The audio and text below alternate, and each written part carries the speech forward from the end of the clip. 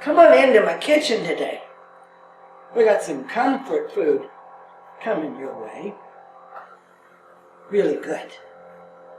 I've got a little over 2 pounds squash, but by the time I take the end off and the seeds and strings out of the cavity, and I peel it, I'm going to have 2 pounds, or 36 milligrams of sodium. Then I've weighed carrots, 122 grams, comes up to just about 1 cup of sliced carrots, 84 milligrams of sodium. I have 1 onion, chopped up a little bit, 4 milligrams of sodium.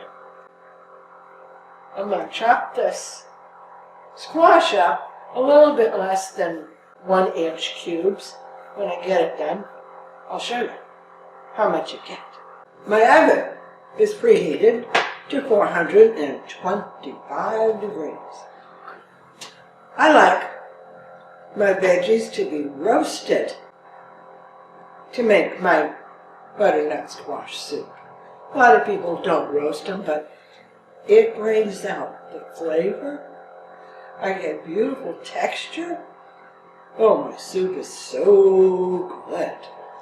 But, okay, the 2 pounds of squash came up to right 6 cups of cut squash. Then, we've got the 1 cup of carrots cut in here. I'm not going to put the onion in yet because onion takes less time than the rest of this does to roast. 1 tablespoon of olive oil for high heat cooking, or avocado oil, either one. Then mix it up a little bit. I'm going to put this in my oven and check it. Okay, in 20 minutes, I'm going to roast these until they're nice and tender. The onions probably will go in 20 minutes. Well, we're going to check them and see. In they go. The length of time that it takes your squash to cook is going to depend on how fresh it is. Most of the time it takes an hour. Today took 40 minutes. And my squash, carrots, and my onions are ready to go.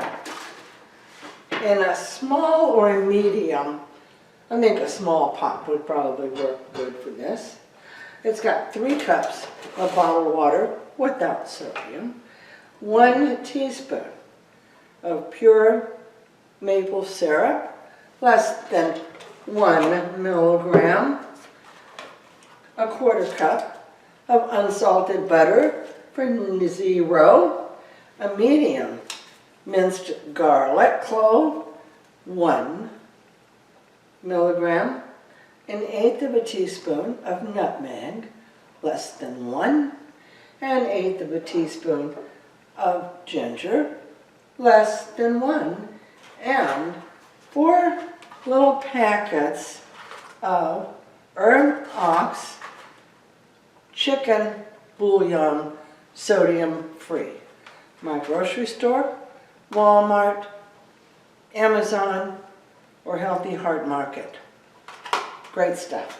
Great stuff.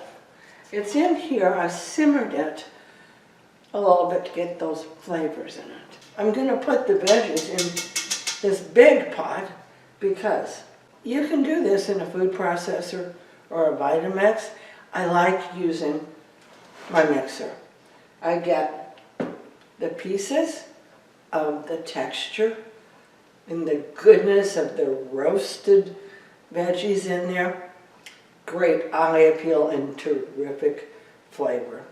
But I never know when I put the veggies in the pot if it's going to take all the liquid or not. So We're putting the veggies in the pot, and I'll add the liquid, use my mixer on it until it gets the consistency that I want to have.